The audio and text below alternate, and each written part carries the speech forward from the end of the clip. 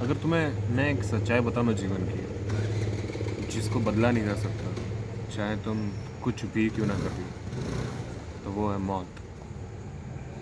आज नहीं तो कल मेरी भी मौत आनी है, तुम्हारी भी मौत आनी है।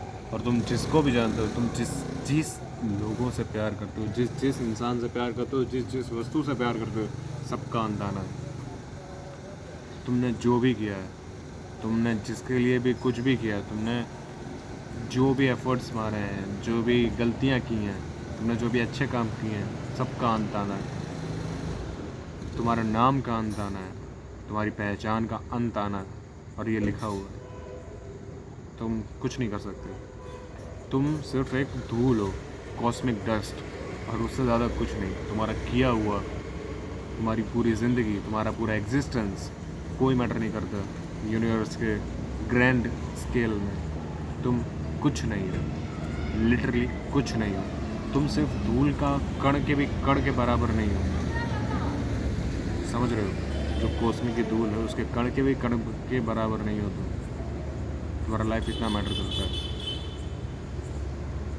हम हमेशा है ना ऐसे सोचते हैं कि हमारे पास, हम अपने आप को खुद इतना इम्पोर्टेंस मान के रखते हैं कि हम ही हैं सब कुछ, ठीक है। और हम अपनी जो ज़िंदगी की सच्चाई है उसको कभी एक्सेप्ट करना नहीं चाहते, उसको कभी अपनाना नहीं चाहते कि हमारा भी अंत होगा, हम भी आज नहीं तो कल मारे जाएंगे। इस मौत के माया जाल से हम बाहर नहीं हैं, हम इसी के अंदर हैं। आज नहीं तो कल ये हमें भी खाएगा। और इसी इग्नोरेंस में हम अपने लाइफ के डिसीजंस ऐसे लेते हैं कि हमें खुद पता नहीं होता। हम ऐसी चीज़ों के पीछे भागते हैं जो हमें लाइफ एंजॉय तो कम ही करने देती है, हमारा स्ट्रेस लेवल और बढ़ा देती है। जैसे कि पैसा हो गया, फेम हो गया, नाम हो गया, रिलेशंस हो गए, फालतू के टॉक्सिक रिलेशंस। हमें ऐसा लगता है कि ये हमें खुशी दे रहे हैं, पर क्या वो लॉन्ग टर्म में हमें खुशी दे रहे हैं वाकई में? अगर तुम्हारी कल मौत हो जाए, ठीक है, अगर तुम कल मर रहे हो, तो क्या तुम अपने उस गर्लफ्रेंड को, अपने उस क्रश को फ़ोन करना चाहोगे जिसने तुम्हें 3 बार ब्लॉक करके रख दिया? अगर तुम उस सैलरी के पीछे भागने के लिए वो काम करोगे जो तुम अभी कर रहे हो, क्या तुम वाकई में करोगे वो चीज़? डेथ ही हमें डिफ़ाइन करता है। तुम जिंदा थे कि नहीं थे, इसका प्रूफ है तुम्हारी डेथ। तुम्हें जीवन मिला था, इसलिए तुम्हें मौत मिल रही है। तो उस जीवन में अपनी मौत को स्वीकारो और सोचो कि तुम्हारी मौत के क्या मायने होंगे।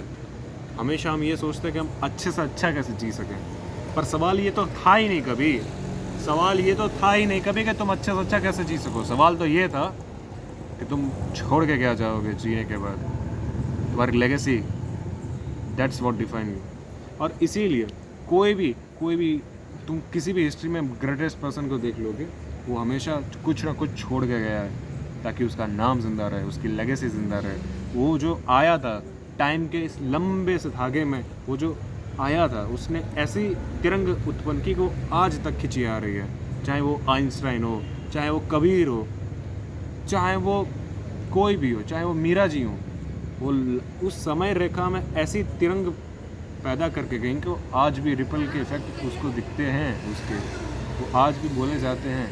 तो ये सवाल कभी था ही नहीं कि तुम अच्छे से कब से जी सकते हो। सवाल तो ये था कि तुम छोड़ के क्या पीछे जा रहे हो जो तुम सोच नहीं रहे हो।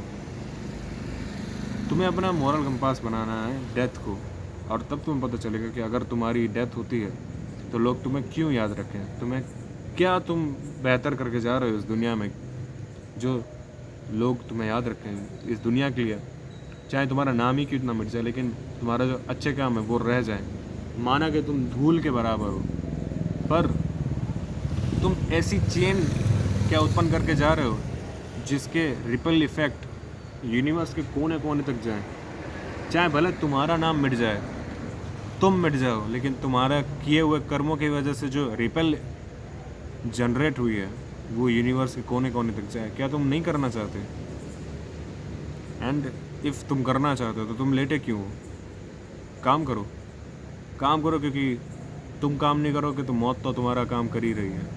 आज नहीं तो कल तुम्हें पकड़ी लेगी, उससे पहले तुम कुछ कर लो ताकि तुम भले ज़िंदा रहो ना रहो, तुम्हारा नाम तो रहे। And that is it. ना इसके पहले कोई सच्चाई थी, ना इसके बाद कोई सच्चाई है, सिर्फ मौत ही सच्चाई थी, मौत ही सच्चाई है। And that is it. Thanks for watching.